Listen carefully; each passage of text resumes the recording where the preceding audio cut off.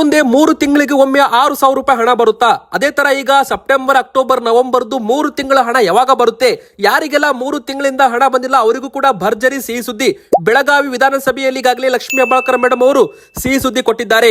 ಮತ್ತೆ ಇಂಥವರಿಗೆ ಬಸ್ ಸಂಚಾರ ಬಂದ್ ಆಗೋ ಸಾಧ್ಯತೆ ಇದೆಯಾ? ಹೌದು, ಈಗಾಗಲೇ ಉಚಿತ ಬಸ್ ಸಂಚಾರ ಯೋಜನೆ ಬಗ್ಗೆ ಆಗಿರಬಹುದು, ಪಂಚ ಗ್ಯಾರಂಟಿ ಯೋಜನೆಗಳ ಬಗ್ಗೆ ಶಾಸಕರು ಅಸಮಾಧಾನ ವ್ಯಕ್ತಪಡಿಸ್ತಾ ಇದ್ದಾರೆ.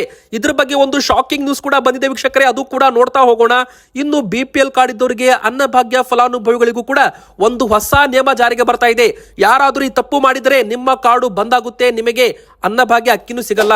ಇನ್ನು ಇಂದಿರಾ ಕಿಟ್ ಯಾವಾಗಲಿಂದ ವಿತರಣೆ ಮಾಡ್ತಾರೆ, ಅಕ್ಕಿ ಪ್ರಮಾಣದಲ್ಲಿ ಎಷ್ಟು ಕೊಡ್ತಾರೆ, ಇನ್ನು ಅಡುಗೆ ಎಣ್ಣೆ ಎಷ್ಟು ಲೀಟರ್ ಸಿಗುತ್ತೆ ಅದು ಕೂಡ ನೋಡ್ತಾ ಹೋಗೋಣ.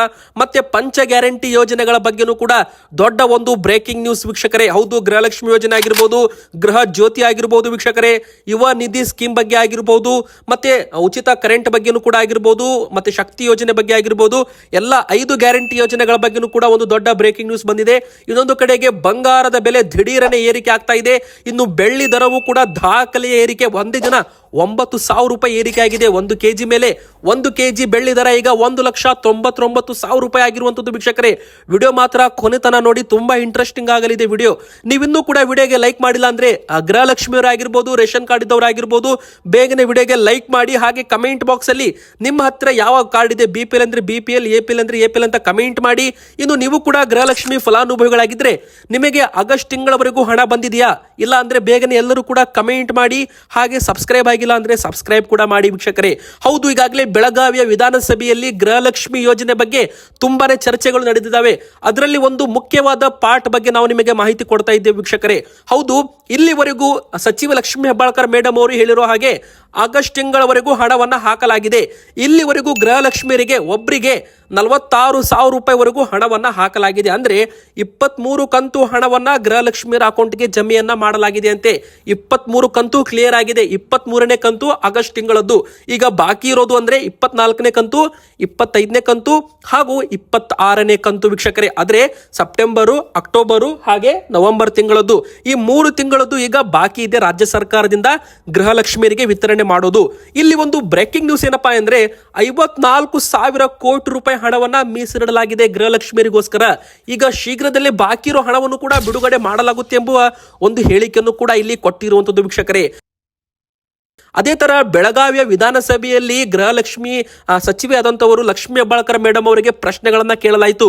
ಆ ಒಂದು ಪ್ರಶ್ನೆಯಲ್ಲಿ ಈ ವರ್ಷದಲ್ಲಿ ಫೆಬ್ರವರಿ ಹಾಗೂ ಮಾರ್ಚ್ ತಿಂಗಳ ಹಣವನ್ನ ಹಾಕಿಲ್ಲ, ಬೇರೆ ಎಲ್ಲಾ ತಿಂಗಳ ಹಣ ಬಂದಿರಬಹುದು, ಆದ್ರೆ ಜನರಿಗೆ ಫೆಬ್ರವರಿ ತಿಂಗಳದ್ದು ಹಾಗೂ ಮಾರ್ಚ್ ತಿಂಗಳದ್ದು ಹಣ ಜಮೆ ಆಗಿಲ್ಲ ಎಂಬುವ ಒಂದು ಆರೋಪವನ್ನ ಇಲ್ಲಿ ಸಚಿವರು ಮಾಡಿರುವಂತದ್ದು ವೀಕ್ಷಕರೇ.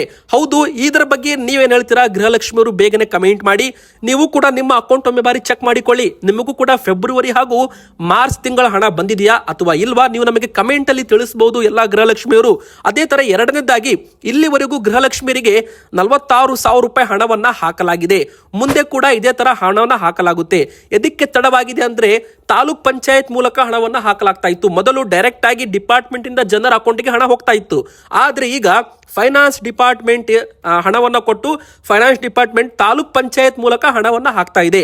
ಹೀಗಾಗಿ 2-3 ತಿಂಗಳು ಡಿಲೇ ಆಗಿತ್ತು. ಇನ್ ಮುಂದೆ ಡಿಲೇ ಆಗಲ್ಲ ಅಂತ ಮಾತು ಕೊಟ್ಟಿದ್ದಾರೆ.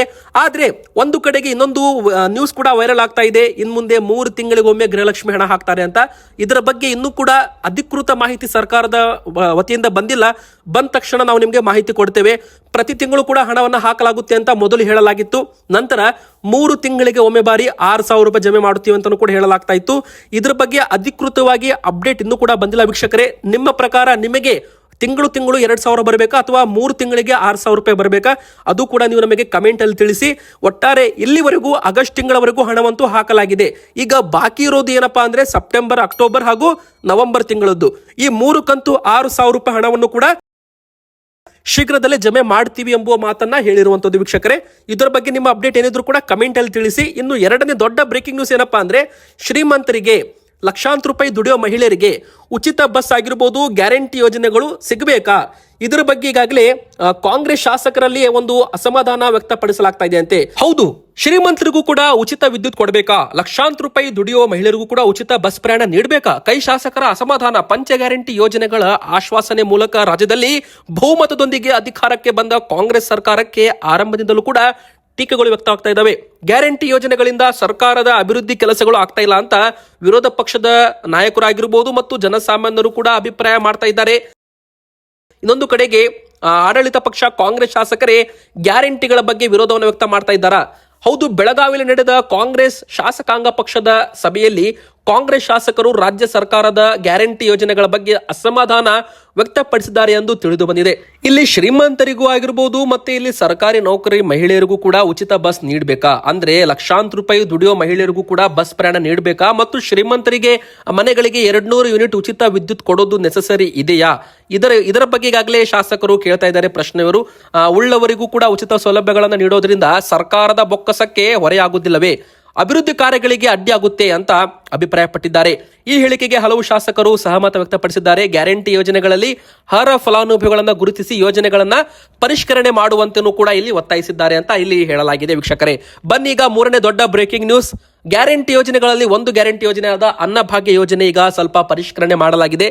ಹೌದು, 10 ಕೆಜಿ ಅಕ್ಕಿ ಕೊಡ್ತಾ ಇದ್ರು ಮೊದಲು, ಆದ್ರೆ ಇಲ್ಲಿ ಜನರು ಏನ್ ಮಾಡ್ತಾ ಇದ್ರು ಅಂದ್ರೆ 5 ಕೆಜಿ ಅಕ್ಕಿ ಇಟ್ಕೊಂತ ಇದ್ರು, 5 ಕೆಜಿ ಅಕ್ಕಿ ಮಾರಾಟ ಮಾಡ್ತಾ ಇದ್ರು ಅಂತ ಒಂದು ಸುದ್ದಿ ಕೂಡ ವೈರಲ್ ಆಗಿತ್ತು. ಅದರ ಪ್ರಕಾರ ಸರ್ಕಾರವು ಕೂಡ ಇಲ್ಲಿ ಪತ್ತೆ ಮಾಡಿದಾಗ ಅನ್ನಭಾಗ್ಯ ಅಕ್ಕಿ ಕಾಳಸಂತೆಯಲ್ಲಿ ಮಾರಾಟವಾಗ್ತಾ ಇರೋದು ದೃಢಪಡಲಾಗಿದೆ. ಈಗಾಗಲೇ ತುಂಬಾ ಜನರಿಗೆ ಅರೆಸ್ಟ್ ಕೂಡ ಮಾಡಲಾಗಿದೆ. ಮತ್ತೆ ಇಲ್ಲಿ ಪಡಿತರ ಚೀಟಿದಾರರು ಕೂಡ ಇಲ್ಲಿ ತಪ್ಪು ಮಾಡಿದ್ದಾರೆ.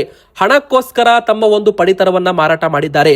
ಅಂತವರ ಪಡಿತರ ಚೀಟಿಯನ್ನ ರದ್ದು ಮಾಡಲಾಗುತ್ತೆ ಅಂತ ಒಂದು ವಾರ್ನಿಂಗ್ ಕೂಡ ಕೊಡಲಾಗಿದೆ. ವೀಕ್ಷಕರೇ, ಅಷ್ಟು ಮಾತ್ರವಲ್ಲದೆ ಅವರ ಮೇಲೆ ಕಾನೂನು ಕ್ರಮ ಕೂಡ ತೆಗೆದುಕೊಳ್ಳಲಾಗುತ್ತಂತೆ.